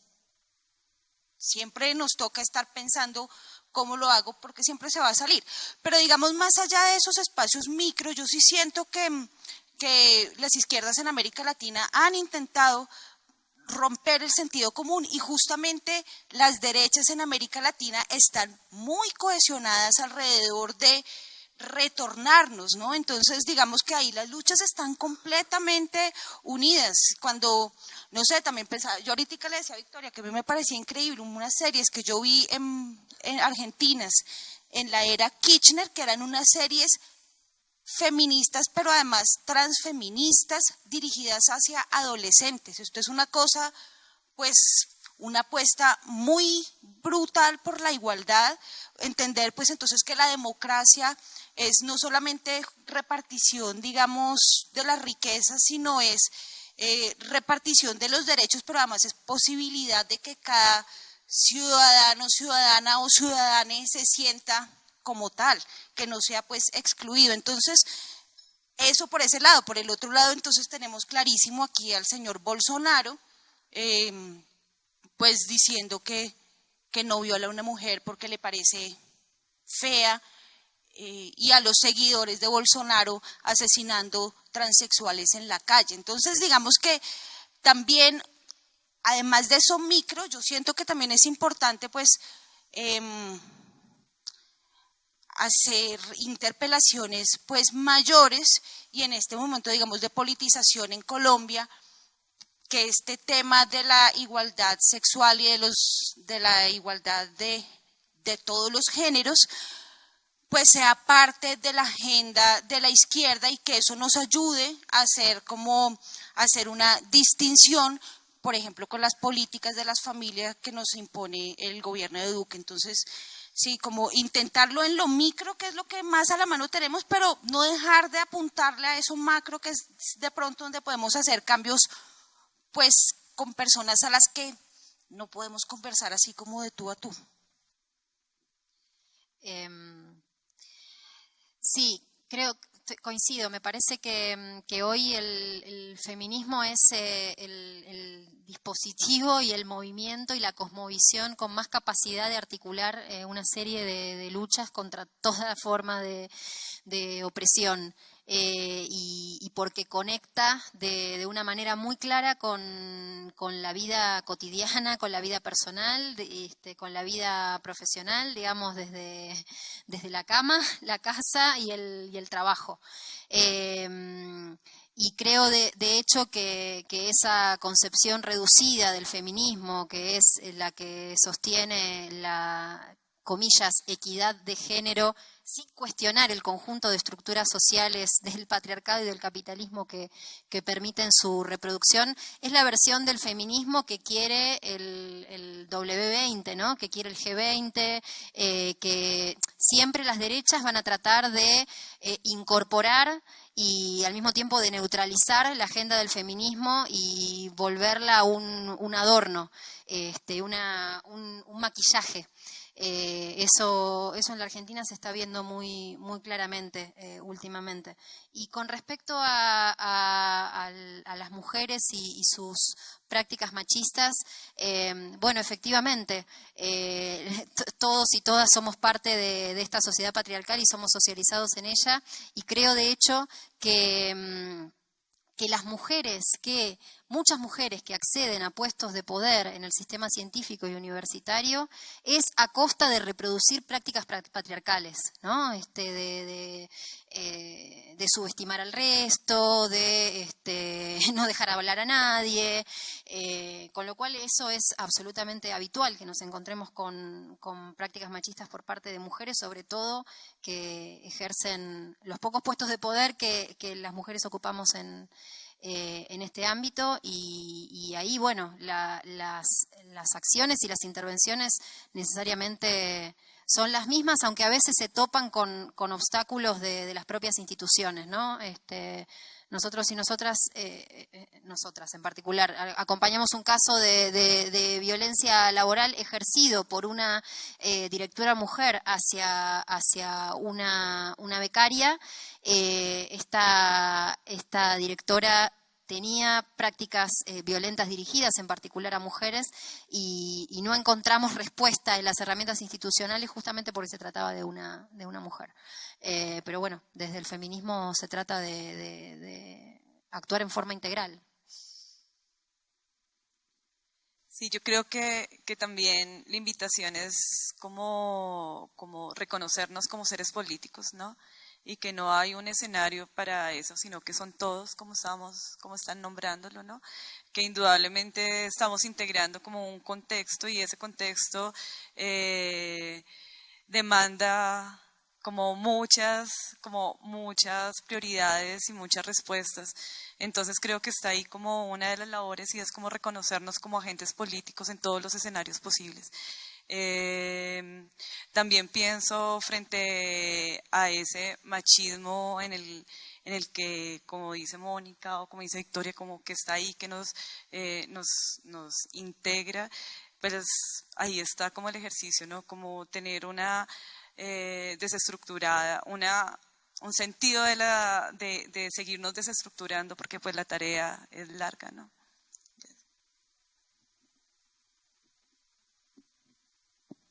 Acá nos llegan dos comentarios, uno sobre la importancia de entender la raza como parte de estas luchas interconectadas, de este feminismo interseccional del que hemos estado hablando, que creo que es un punto fundamental, y un comentario que nos dice que esto no solo ocurre en la academia, que es importante saber que las instituciones de investigación aplicada pues tienen mucho de esto. Se menciona, por ejemplo, el Museo Nacional, el Centro Nacional de Memoria Histórica, la lista la podríamos hacer eterna, y señala que como algunas actividades o algunas habilidades que son vistas como femeninas no son valoradas, como el trabajo en equipo, el cuidado, la escucha versus al liderazgo. Y creo que esto es súper importante y es parte de la lucha, ¿no? Cómo abrimos espacios basados en la ética del cuidado en los lugares donde trabajamos. El siguiente set de preguntas tiene que ver con un montón de ideas muy buenas, justamente para avanzar en esta lucha. Entonces, por ejemplo, acá mencionan que qué pensamos de las cuotas, que cómo entendemos pues la importancia de reivindicar esta representación de mujeres y pues otros sujetos dentro de los organismos en los que trabajamos. Acá hay otra idea buenísima, que es, bueno, ¿por qué no logramos que haya un enfoque de género en las disciplinas y que el feminismo sea una materia obligatoria desde prekinder hasta doctorado? Estoy contigo, o sea, esa es mi misión en la vida. Ya todas las personas que han visto clase conmigo saben que se puede llamar geopolíticas de la guerra y la paz, y es feminismo, porque efectivamente eso es lo que hay que hacer, y hay que hacerlo desde la barriga. O sea, yo creo que en prekinder ya hemos perdido muchos años.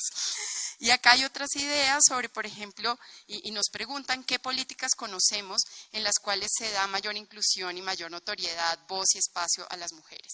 Entonces es como un set de preguntas sobre ideas, como ¿qué hacemos? No sé. No, pues sí, ¿qué hacer? Pues seguir, sí, seguir, y en la medida en que se pueda desde nuestra corta posibilidad de expandir.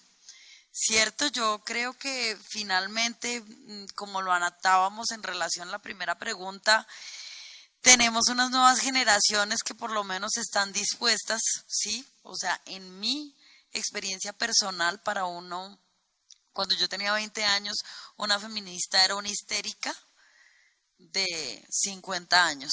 Entonces, pues ya es como después de que uno se da palo uno mismo por haber pensado eso alguna vez, pues es muy reconfortante que las nuevas generaciones no lo vean así, ¿sí? Y que están haciendo el trabajo más rápido y entonces, bueno, pues aprender, digamos, de eso que está pasando con ellos y ellas. Pues nada, seguir trabajando como en red también, ¿no? O sea, no solamente digamos que si uno logró hacer un colectivo acá, entonces trabaja con el colectivo cerrado, ¿no? Hay una cantidad de gente moviéndose y las redes de solidaridad son pues esenciales.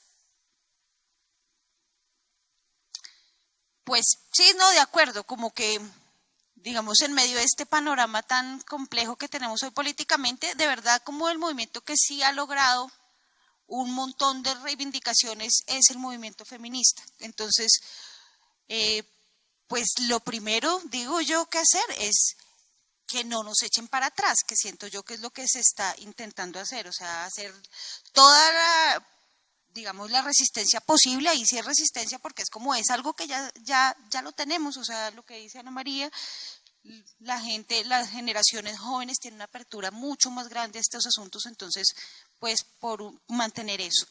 Y sí, pues ir avanzando todo lo que se pueda.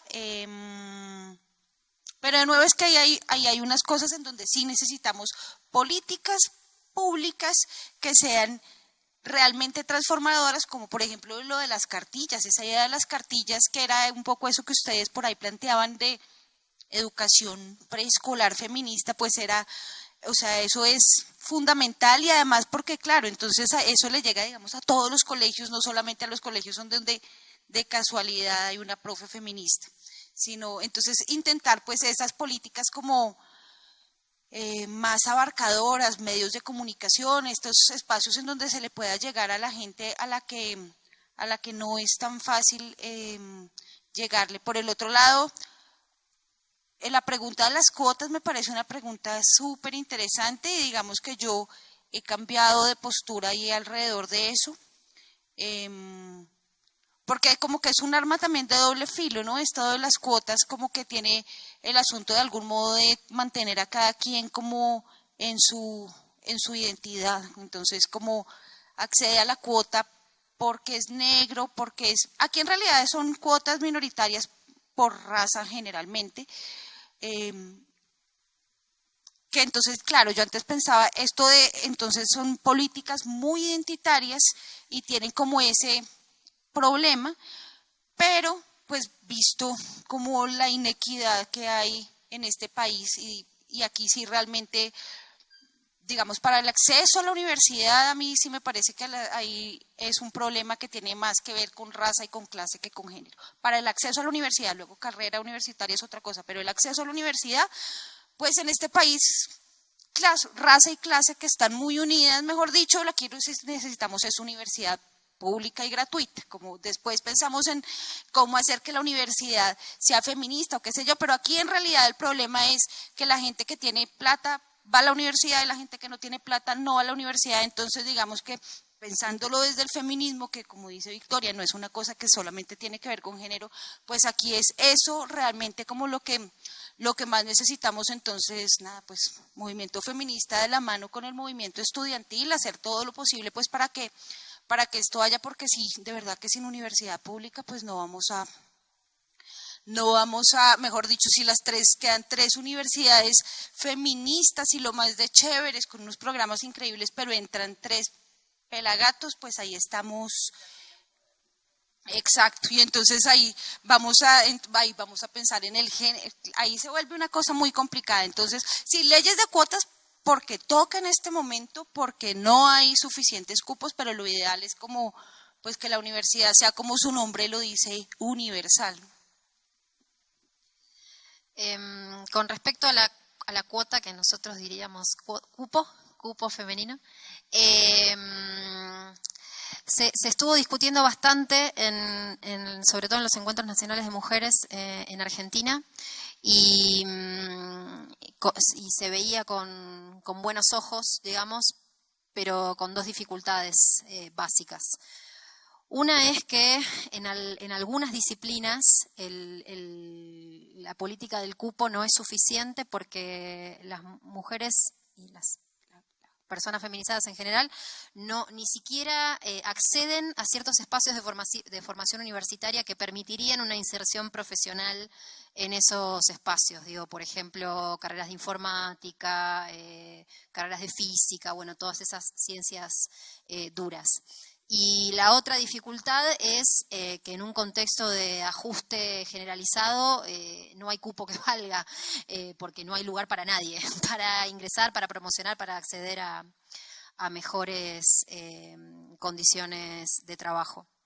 En relación con los espacios educativos, sí, creo que no solo que feminismo tendría que ser una materia obligatoria en todos los espacios, sino que la idea sería transversalizar, ¿no?, la perspectiva feminista y que no quede acotada a porque de nuevo sería como concebir el feminismo como de manera sesgada, y la apuesta del feminismo es transformarlo todo. En la Argentina, una de las disputas centrales que venimos teniendo en ese sentido es la educación sexual integral, que si bien hay una ley que tiene sus puntos positivos y también sus falencias, pero que es un avance importante, en muchos espacios no se implementa y además las universidades, con el argumento de la autonomía universitaria, pueden no aplicarla.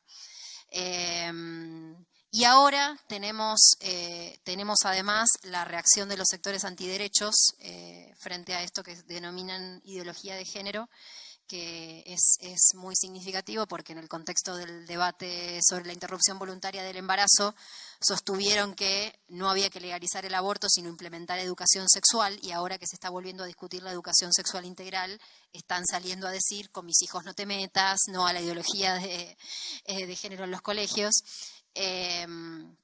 Y ahí más en general coincido, creo que un desafío fundamental del feminismo en este momento es no retroceder frente a la reacción misógina, conservadora, fascista que estamos viendo en América Latina, ¿no? Y que es muy peligrosa desde muchos puntos de vista.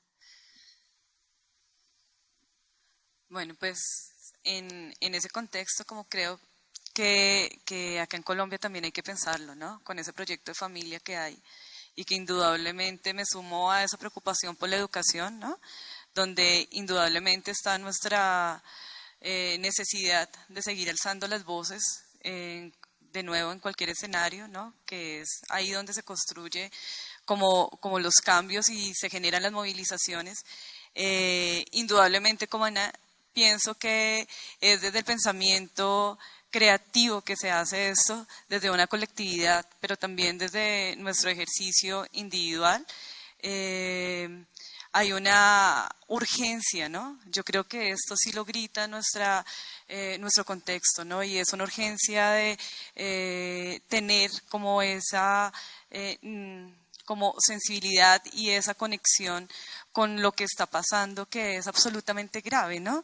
Donde hay en este momento exterminios, donde efectivamente hay genocidios, donde siguen existiendo violaciones a los derechos humanos, violaciones de todo tipo, y creo que es un momento en que indudablemente desde el feminismo y desde nuestra conciencia se puede generar como unión y como resistencia, que es como un poco absurdo pensar en resistencia, pero desde ese ángulo, pero hay que seguirlo pensando desde ahí, y es como nosotros generamos también como desde esas conciencias y esos múltiples plataformas y esas múltiples dimensiones, un trabajo aliado para que indudablemente se sigan construyendo y se sigan desestructurando y nos sigamos movilizando en esta urgencia económica, humanitaria y demás.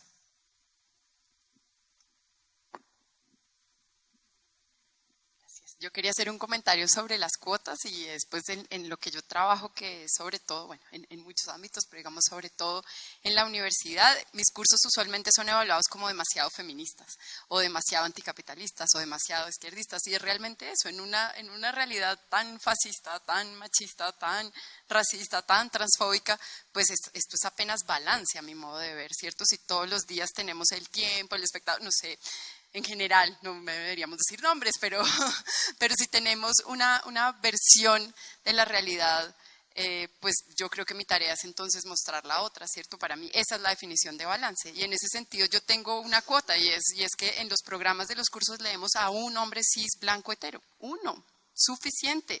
Del resto siempre encuentro un hombre trans, un hombre no blanco, mujeres, montones de mujeres cis, trans, indígenas, campesinas, que podemos leer y que ya lo dijeron mejor, lo dijeron parecido. Entonces realmente para mí esa es como el ideal de las cuotas, era solo un comentario.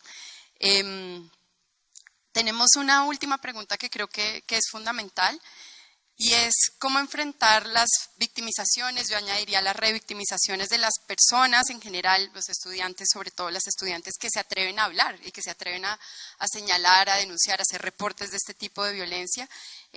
La persona que pregunta nos dice, sobre todo en los medios de comunicación, vemos cómo las personas que se atreven a denunciar pues son víctimas de señalamiento.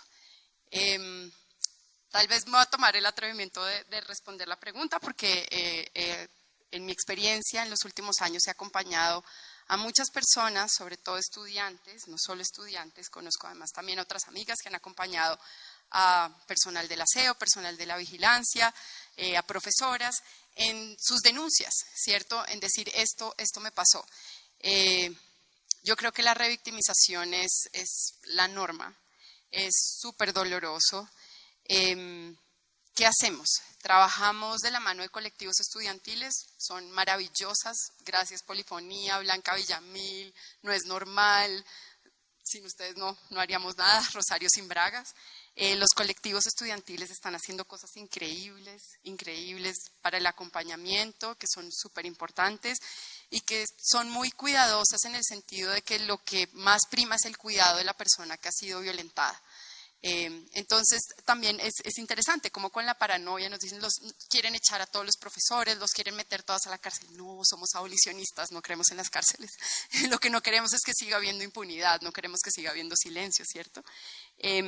Pero el énfasis está en esa persona, en lo que esa persona quiere, en lo que esa persona necesita en ese momento. Casi siempre es atención médica, atención psicológica, atención jurídica, acompañamiento. Y frente a la pregunta de qué podemos hacer, pues unas redes gigantes de cuidado. ¿Qué hacemos? Manejamos estricta confidencialidad. Por supuesto, no preguntamos como en el formulario de la fiscalía qué llevabas puesto, ¿cierto? Partimos de te creo, no me tienes que explicar, no me tienes que volver a contar. Sé por lo que pasaste y vamos a hacer algo para que estés mejor.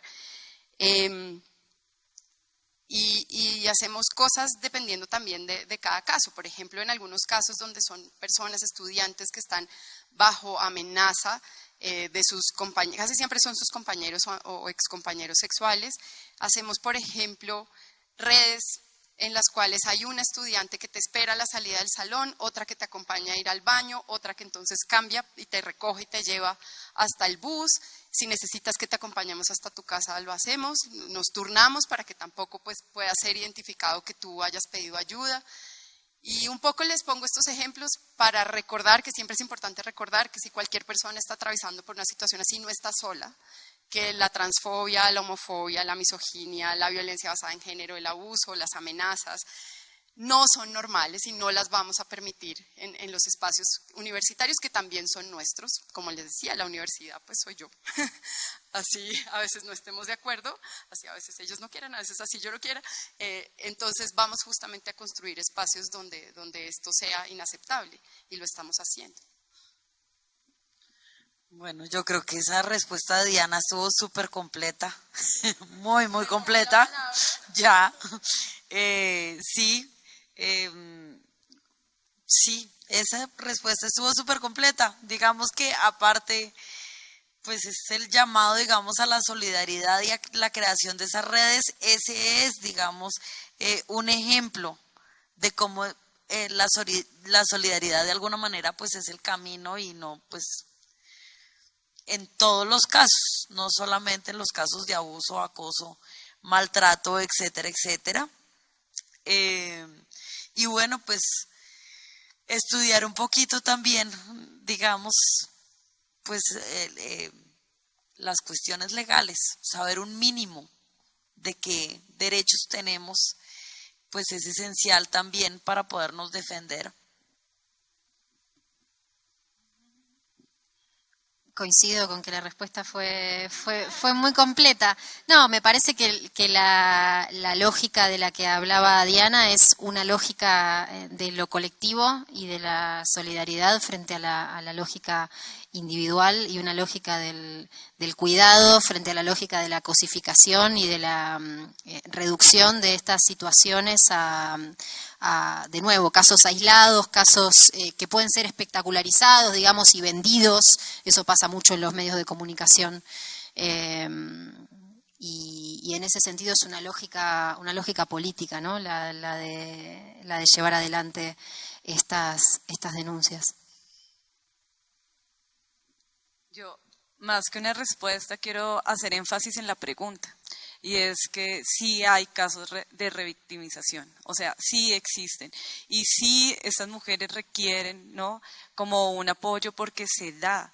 Y si estamos en la tarea de la desnaturalización, es como ojo, ¿no? Si lo estamos hablando es porque es importante mencionarlo, porque está en una fibra profunda en la sociedad. O sea, el que habla lleva que perder, ¿no? La invitación, más allá de una respuesta, sería ¿cómo hacemos para que la revictimización no sea naturalizada o no sea un ejercicio, una cosa que ya está, ¿no? El ejercicio es cómo desmontarla de estas fibras que empiezan a estar integrando nuestra sociedad, ¿no?